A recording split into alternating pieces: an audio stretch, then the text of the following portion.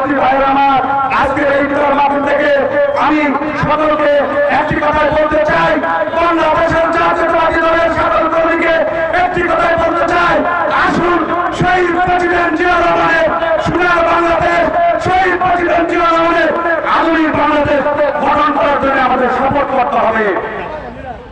91 BNP 2000 বিএনপির মধ্যে একটু পার্থক্য তৈরি হয়েছে।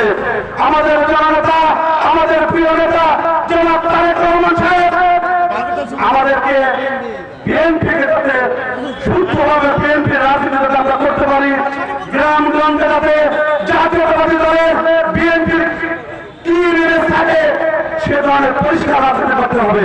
যারা পরিষ্কার রাজনীতি করবেন না, আগামী দিনে যারা বুঝতে পারবেন পরিষ্কার হয়ে যাবে এবং দল থেকে এমন ভাবে পরিষ্কার হবে আর কোনদিনের বিএনপিকে ফিরে আসতে পারবেন না।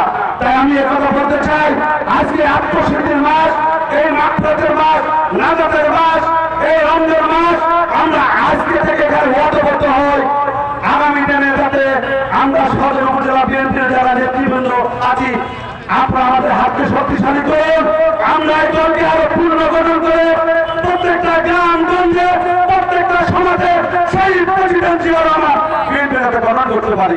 এই আহ্বান জানিয়ে সকলকে আমি ধন্যবাদ জানিয়ে আমি আমার সংক্ষিপ্ত বক্তব্য এখানে শেষ করছি।